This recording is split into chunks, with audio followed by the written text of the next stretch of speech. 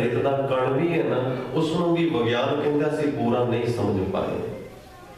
छोटे जे रेत के कण विच भी बड़े तो बड़े प्लैनेट जिन्ना रहस्य छुपिया होया है।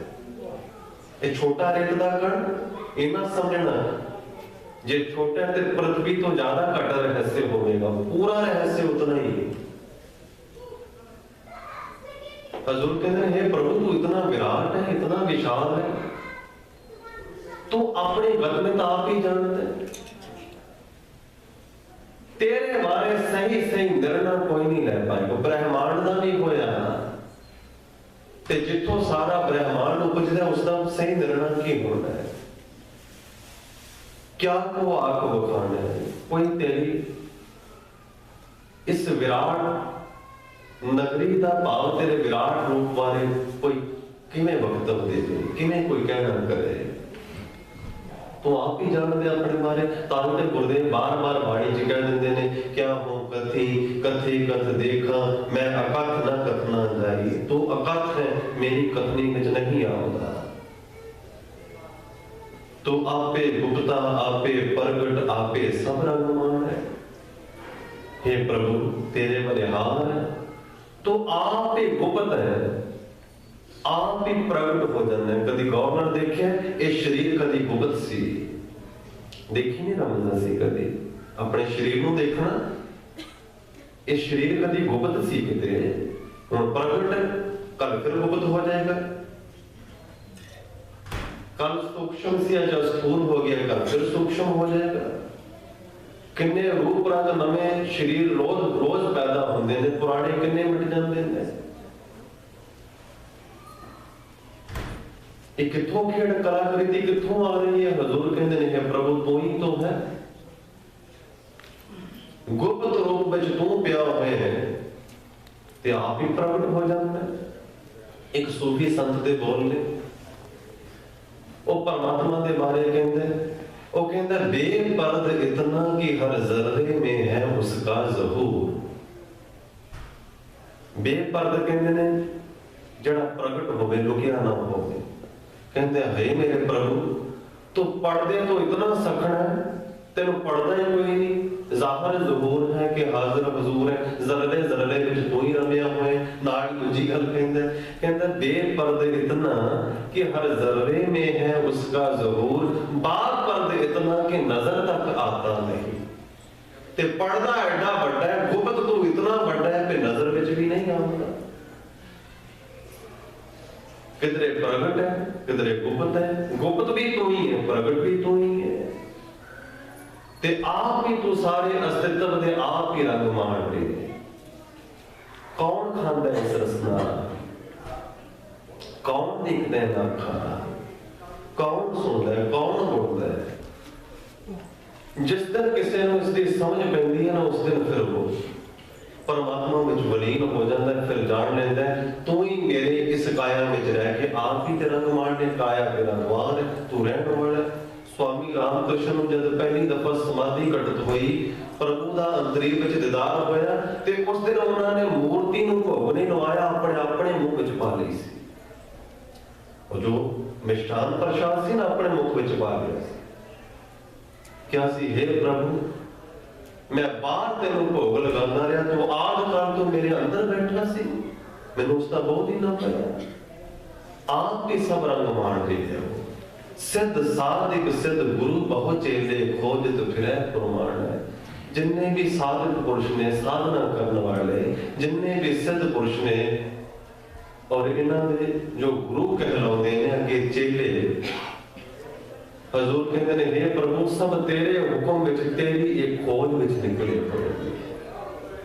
हर जीव की प्राणा जो खोजते परमात्मा ही है। चाहे कोई धन की खोज कर रहे हैं, चाहे कोई सत्ता की खोज कर रहे हैं, चाहे कोई ब्रह्मांड की खोज कर रहे हैं, मूल गल एक ही है, सब परमात्मा को खोज रहे हैं। धन चो की लभना चाहते हैं, वो जीवन लभना चाहते हैं जिहड़ा कदी मरे ना। धन इकट्ठा करके और की करना किसी ने? धन इकट्ठा करने की सुविधा है मेरा जीवन बच जाए। ते सत्ता विचों ताकतवर होना चाहते हैं कि मैं शक्तिशाली हो जाऊं। खोज तो परमात्मा की है, परमात्मा ही सब शक्तिमान है। सब ये प्रभु तेनों लभ रहे हैं। असल विच हजूर कहते ने पर मांगया नाम पाए ये भिखिया तेरे दर्शन को कुर्बान है। ਜਿਹੜੇ तेरे नाम की भिक्षा मंगते ने उन्होंने तेरे नाम की भिक्षा मिल जाती है, ते जिन्होंने तेरे नाम की भिक्षा मिल जाती है तेरे दर्शन तो कुर्बान हो जाते हैं, बलिहार हो जाते हैं। मंगिया ही कदी नहीं है, बात कही नहीं कदी असी गुरु नूं बिन तुद होर जे मंगना सिर दुखां दे दुख। देखो नाम संतोखिया उतरे मन की भुखे, भिक्षा कदी मंगी नहीं। पर जेड़े मंगते ने हजूर कहते हैं उन्होंने भिक्षा पात्र हिरदे विच नाम की दात मिल जाती है। ये प्रभु तेरे दीदार तो कुर्बान हो जाते ने। अविनाशी प्रभ खेल रचाया गुरमुख सोची होई। जिसने हृदय का दीपक जल गया गुरमुख जन उसनु इस गल की सोची जागरण पूरा हो गया। केड़ा अविनाशी प्रभ खेल रचाया। नाश होने वाले परमात्मा ने सारे इस जगत का खेल रचा लिया। देखो अविनाशी दा खेल नाशवान, आप अविनाशी है, खेल उसका बढ़ता है ते नष्ट हो जाता है। इस काया में अविनाशी बैठा है ते काया नाशवान है। काया का खेल खेल ही तो है। देखो बच्चे की अगर पिक्चर देखो एक दिन के नव जन्मे बच्चे की जब 70 साल का हो जाए तेन दिखाओ भी देख कभी तेरा शरीर ऐसा भी है, कोई नहीं मनेगा मैं ऐसा भी है। ਹੁਣ तो सुविधा मौजूद है ਜਿਹੜੀਆਂ ਬੱਚੇ ਦੇ ਮਾਂ ਦੇ ਗਰਭ 'ਚ ਸਕੈਨਿੰਗ ਹੁੰਦੀਆਂ ਨੇ। ਜਦ ਬੱਚਾ 1-2 ਮਹੀਨੇ ਦਾ ਹਲੇ ਸ਼ੁਰੂਆਤ ਦੀ ਜਿਸਮ ਦੀ ਉਹ ਪਿਕਚਰ ਦਿਖਾਈ ਜਾਏਗੀ ਕਿ ਅਸੀਂ ਕਦੀ ਇਸ ਤਰ੍ਹਾਂ ਵੀ ਰਹੇ, ਕੋਈ ਨਹੀਂ ਮੰਨੇਗਾ। खेल देखो कैसा कितने रूप धारण कर रहे, कितनी कलाकृतियां बनदियां ने। शरीर जब सिखरता नु छुंदा है फिर खाक विच बली खेल फिर सिमट जाता है। खेल खेल की तरह गुरमुख जानी देख पाਉਂਦਾ। गुरमुख ही समझदा है आवन जान एक खेल बनाया आज्ञाकारी किनी माया। गुरु नानक देव महाराज जी कहते ने नानक सब जुग आपे वरतै दूजा अवर न कोई। सतगुरु कहते ने हे मेरी परिपूर्ण परमात्मा जितने भी युग होए ने सारे युगां विच तू ही वरतदा सी। युग बनदे ने युग नष्ट हो जाते हैं। जिस धरती ते युग बनते ने ये धरतियां नष्ट हो जांदियां ने, पर जिस तो सारियां कलाकृतियां पैदा होंदियां ने वो नष्ट नहीं होंदा। वो विनाशी है, दूजा अवर ना कोई, उस जैसा दूजा है ही कोई नहीं। हैरानी है वो ते फिर महासागर है, एक पत्ते जैसा दूजा पत्ता पैदा नहीं होंदा। ते जितने सारे पत्ते निकलते ने हजूर कहते ने हे प्रभु तेरी लीला तू ही जानदा, तेरे जैसा दूजा और कोई नहीं। ये तेरा रचिया खेल है, जुगां जुगांतरां विच तू ही वरत रहे, तू एक सार चल रहे। जिवें माड़ा ते मण के अलग अलग ने उपरों, पर विचकार जिहड़ी डोरी है एक सार है। मण के अलग अलग ने, डोरी एक सार है। जुग अलग अलग ने, जुग जिस समय विच बनदे ने वो अलग अलग ने। जिस दे इर्द गिर्द जुगां दा निर्माण हुंदा है वो परमात्मा दी निर्मल धारा एक है, वो परम जोत एक है। इस सिद्ध गोष्ठ दी बाणी दा मुकम्मल भगतन तुष बुद्धि अनुसार पिछले कुछ रोज तो जो आरंभ होया सी अज संपन्न होया। सतगुरु गुरु नानक देव महाराज जी ने सानू अनंत उदाहरणों दे के समझाना कीता है। आस है आप जी दे जीवन में जिसकी सार्थकता होगी। प्राणा तो ये जो पंक्तियां ने गुरबाणी जड़ी है ये नॉलेज नहीं है, जानकारी नहीं है, प्रैक्टिकल लाइफ है। कोई किसी साधना की तरफ इशारे है, उस साधना को जरूर करते रहना, जीवन में उतारना करना। इस सिद्ध गोष्ठ की कथा संपन्न है ते एकाग्रता का सबूत देंदे हुए कि जयकारे नाल इसका विराम करो जी। बोलो सोनिहा।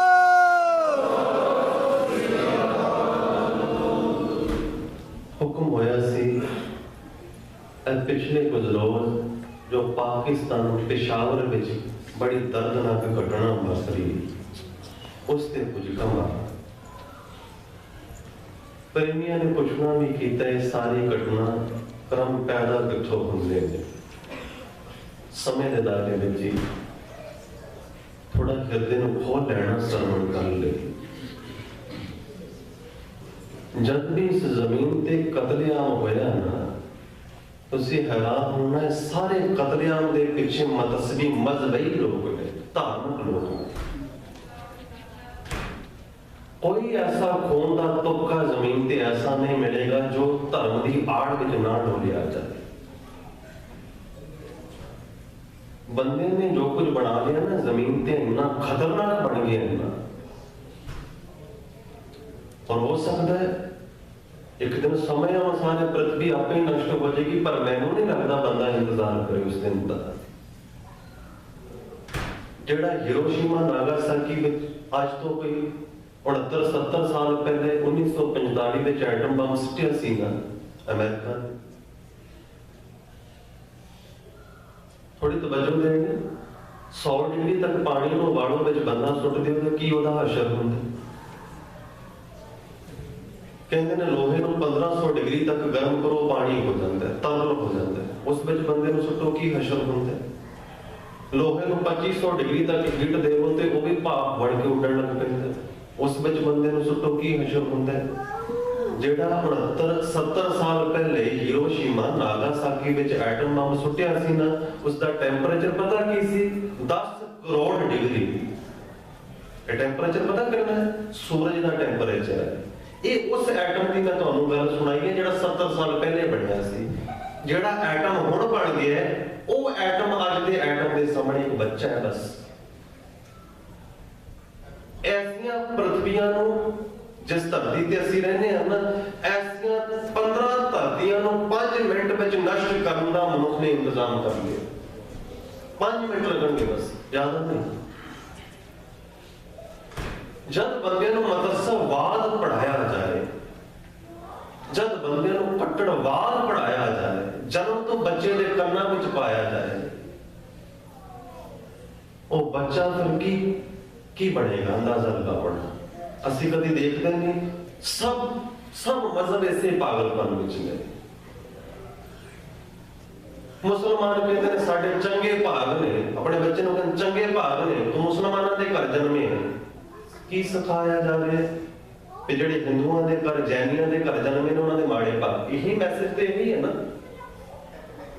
हिंदू कहते हैं चंगे भाग ने हिंदुओं घर जन्मे, जैनी कहते हैं चंग, सब मजहब यही रौला पाउंदे। कोई नहीं कहते चंगे भाग इंसान का जन्म मिले, कोई नहीं कहते। बाबे दे बोल असी भी नहीं समझ पाए। मैं गुरु नानक साहब जिहदी उम्मत दे मुंहों सुनदा है चंगे भाग ने सिख घराणे च जन्म पे। बाबा ते बार-बार कहंदा बाबा आखे हाजियां शुभ अमला बाजो दोनों होई। जन्म किसे खास घराणे ते नहीं टिकिया, शुभता जिहड़ी तेरे कर्मां ते टिकी है। पर जन्म तो बच्चे दे अंदर इन्नी नफरत दूजियां प्रति, दूजे मजहब नूं इन्ना नीवा बयान करके करना, वो बच्चा की बनदा है फिर अगे जाके। औरंगजेब जो बनया ना बड़ा बड़ा आतंकवादी, इन्ना जुल्म उसने किया, कित्थों आया? काजी मुलाणियां दी देन है। उन्होंने कुरान शरीफ दे अर्थां दे अनर्थ कर करके दे कन्नां विच पा दिते। गा काजी मुलाणियां भी पुछाचिड़ी कर रहे हैं। गुरबाणी विच एक भी पंक्ति ऐसी नहीं है जो मनुख दे मतस्सवाद नूं बढ़ावा देवे। वो तो बार-बार कहती है वल अल्लाह नूर पाया, कुदरत के सब बंदे, एक नूर ते सब जग उपजया, कौन भले? पर कौन दसेगा इसको? कौन जीवेगा? ये हिंदू मुस्लिम सिख ईसाई, हे प्रभु ये सब तेरी उम्मत है, सब तेरे पैदा किए हुए ने। ये कोई धर्म है दूजे नूं किस तरह दूजे दे धर्म विच कन्वर्ट करना? अपनी इच्छा अनुसार कोई प्रॉब्लम नहीं है, पर जबरी ये जुल्म है। इतने सारे अनर्थ पैदा होंगे ने। और 150 के करीब बच्चे, मासूम बच्चे स्कूल विच गए, जेडे कुछ व्यक्तियों ने जिन्हों के अंदर मतस्सवाद की पाण चढ़ी हुई सी, उन्होंने कुछ ही मिनटों में छननी कर दिते, कुछ ही मिनटों में राख कर दिते।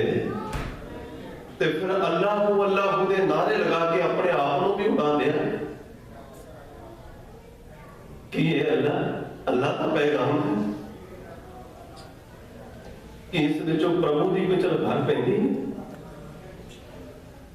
उन्होंने बोलां नूं ना हवा दिओ जेड़े बोल मनुख विच दरार पैदा करन। ओही बोल जीवो, ओही बोल बोलो जो अमन शांति बरकरार रखन, जो मनुखी कदर कीमतां दी बात पावण। नहीं तो उधर दूर नहीं। तुहाडा की ख्याल है जेड़े बंदे अपने जिस्म दे दुआरे एटम बम बन के मदरसावाद दे नां ते अपने आप नूं उड़ा लेंदे ने, दूजियां नूं मार के, इन्हां व्यक्तियों के हाथ किधरे एटम बम लग जाए की घट करनगे? उधर बड़ी तेजी नाल उन्हां दे हाथ उधर वध रहे। आइंस्टाइन ने जब उसकी मृत्यु हुई ना, पछतावे विच मरे है विज्ञानी आइंस्टाइन। हिरोशिमा नागासाकी दा हशर उसने देख लिया सी। एटम बम बनाउण विच आइंस्टाइन दा भी हथ सी। ओदा अखीला टाइम पछतावे च गुजरे। उसने कहा सी, हे मेरे प्रभु, हे मेरे गॉड, जिहड़ी मनुख वालों बहुत बड़ी गलती की गई, मैनू दुख है, मेरा भी उस विच योगदान पै गया।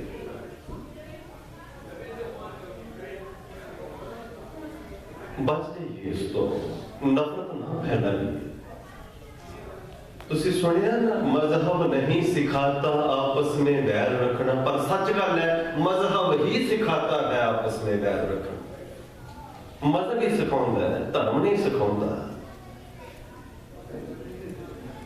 उच्चे उठिए ना गल्लां तो, वितकरियां विच ना जीए। मस्जिद विच भी वही मस्त है, मंदिर च भी उसे दा वास है, चर्च विच भी उसे दा वास है। सबे घट राम बोल है, रामा बोल है, राम बिना को बोला है। जीविए इस गल में। आस्ते आप जी ने जीवन विच बोल साथ होवन के गुरु बाबा रहमत करे। उन्हां बच्चियां दे परथाई आ 2 मिनट लई वाहिगुरु दा मंत्र अपने प्राणों विचों समर्पित होके करिए और प्राण लइए। हे प्रभु, मैं अपनी जुबान तो ऐसे बोल नहीं बोलांगा जो जगत विच नफरत कलेश पैदा करनगे। आओ जरा 2 मिनट उन्हां बच्चियां दे निमित्त सारे एकाग्र का बख्शिश करते हुए। वाहे गुरु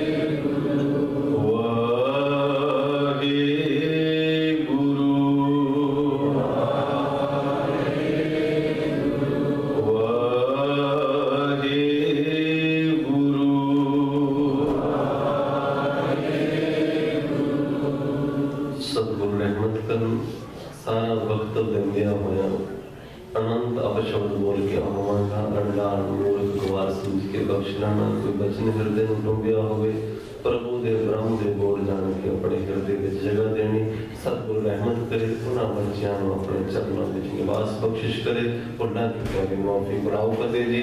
वाहिगुरू जी का खालसा, वाहिगुरू जी।